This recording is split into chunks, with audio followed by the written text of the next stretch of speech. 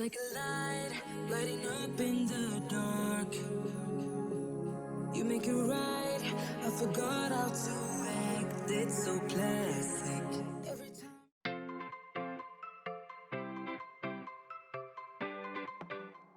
Hey, it's Megan from Colorado Sugar Gliders, and today I wanted to do a video on what to do to get ready for your sugar glider, a checklist. I often get asked by people shortly before pickup, okay, what do I need? And while I try to make sure and have all those questions and care needs in our care guide on our website, I wanted to also do a video just to give you a checklist so you can go through and make sure you have everything you need. So the first most important thing is a cage. Now, most of what you see, in fact, this is what you see behind me, are exotic nutrition cages. They're Brisbane, and then this is a Congo. We house our trios in these. It's a little bit bigger. They have several good cages. They're good sized. You want something that's approximately, 3 feet tall by at least 2 feet by 2 feet. Bigger is always better. But you also need a cage that has small bar spacing. So I've had a number of people who have gotten sugar gliders from me and put them in cages that were not intended for sugar gliders, and the sugar gliders escape. Now, the number one reason for this is because the bar spacing is too large. You need a cage that has bars that are only a 1/2 inch or smaller apart. And all these, this is what they are, a 1/2 inch. If you have something that's 3/4 of an inch to an inch apart, sugar gliders are going to be able to squeeze through and escape. Second thing you need to have to make sure you're ready for your sugar gliders is a wheel. Now, sugar gliders are nocturnal, so they're going to be active at night when you're sleeping usually. They're also very active, very curious. They have a very high metabolism, so they need something to burn off energy. So we have wheels, I don't know if you can see, in all of our cages. The wheels we prefer are the free runner wheels. They're perfectly safe for sugar gliders because they don't have a central axle, so they can't get their tails caught in them. There are many wheels, unfortunately, on the market today that are advertised for sugar gliders that are not actually safe for a number of reasons. Either they can get their tails stuck, or they can break their backs jumping out of holes in the front. So an open wheel that does not have any bars sticking out is preferable, and I can put a link to the one we use in the description. You're going to want to make sure you have a fleece cage pouch or some sort of sleeping area. Now, we send a fleece pouch home with everybody who purchases a glider from us, but having extras is always good. Gliders will sleep together. They'll pile up in their pouch, or you can use a coconut shell sometimes, or a cork stump, anything like that that they can curl up in and make a little nest you need to have for them to feel safe. You'll also want to have toys and other fleece items in their cages. Now, there are a number of items that are not safe for sugar glider toys. I'm not going to go into those now. I have them on my website, on my care guide. I'll put a link to that. But some good items for toys are fleece ropes, fleece hammocks, fleece tunnels. You can use toys, small baskets and straws and feathers from the dollar store. These are all great ideas. Wiffle balls. Sometimes I even use plastic baby toys. You just need to be careful that they don't have moving parts or holes that are too small that your sugar glider can get stuck in. So having enough for your sugar glider to do is going to keep them active. It's going to keep them busy. And because if they get too bored or depressed, they're going to start over grooming or having behavioral issues, and you don't want that. Another really important thing you need to have ready for your sugar glider is their diet.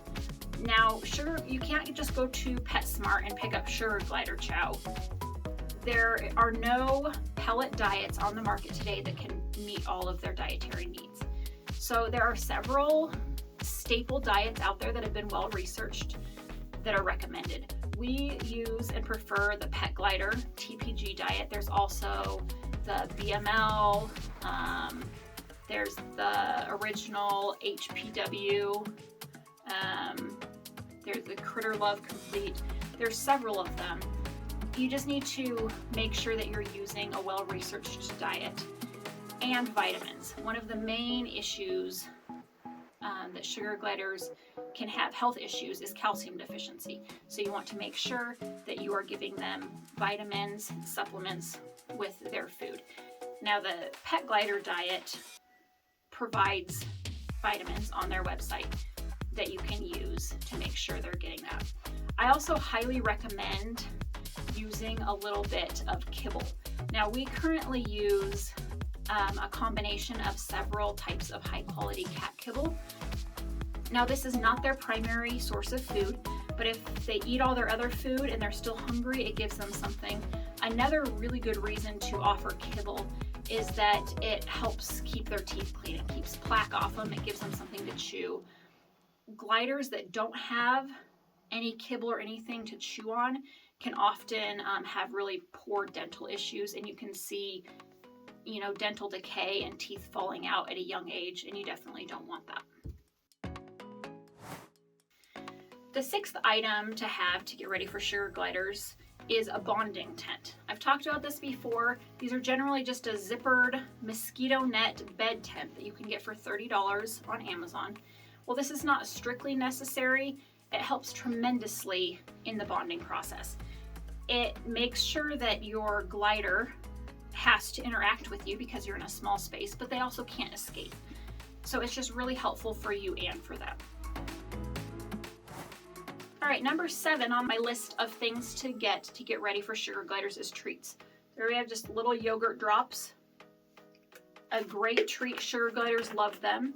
It really helps in the bonding process if you can offer treats. Helps them to trust you, makes them comfortable.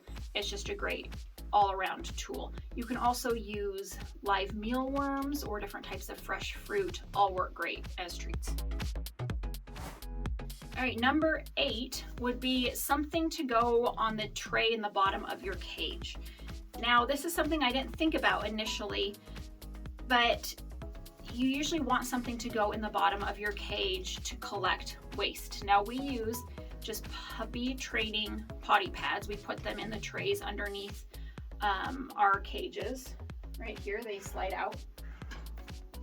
And then weekly, you can just clean it up and it's easier to clean up. Now, you don't have to have something under there, but it will help with the smell and help reduce moisture if you can have that. There are other options as well. Just be careful of things like pine shavings because pine can actually be toxic to sugar gliders if they ingest it. Number 9 on my list of things to do to get ready for your sugar glider is have a good cage cleaner. Now, you don't want to be spraying Lysol in your sugar glider cage because they're going to lick and eat everything. So that's obviously not safe for them. What we use is the F10 Veterinary cleaner. It comes in a small bottle and you dilute it. So it really lasts a long time, but it's safe for the animals. But it also will kill the germs, kill staph infections, anything like that, and can help deodorize your cage as well. All right, another thing you'll need to have to get ready for your sugar gliders is water bottles and food dishes. Now, for water bottles, we offer a couple different types. We have a plastic bird water silo. We also use these glass chew-proof water bottles. The reason I offer 2 sources of water is because sometimes the water bottles can get seized up and you don't want your sugar gliders left with no source of water. So make sure they have at least 1, preferably 2 sources of fresh water. Also, as far as food dishes go, you can get little stainless steel dishes that hook onto the side of the cage bars. Those can be really helpful. Or what we've actually been using are a small shallow bowl that are made for cat dishes, but it has a rubber bottom and we just set them on the floor of the cage and they really don't tip easily. So that's a really good way to feed them. You only need 1 per cage. Each glider does not need his own bowl. 1 per cage will do. Lastly, before you get your sugar gliders, you will want to make sure that you have an exotic vet in your area who is knowledgeable of sugar gliders. Now, it may be beneficial to call them and say, have you ever worked with sugar gliders? Do you feel comfortable working with sugar gliders? Because most exotic vets, at least in the Colorado area, are more familiar with lizards and birds and other small animals and less familiar with sugar gliders. There are some areas, if you live in Texas, there are exotic vets galore. We don't have a lot here. So you'll want to check on that, because while sugar gliders do not require any vaccinations and are not prone to a lot of health issues, if you do have health concerns or illness or injury, you're going to have a vet who is knowledgeable in order to see them. I hope that checklist was helpful for you. If you have things that you think I missed or you were really helpful for you in getting your sugar glider, I'd love to see them. You can drop them in the comments below. And as always, give me a thumbs up and hit that bell notification, and you'll be notified next time we do a video. Thanks.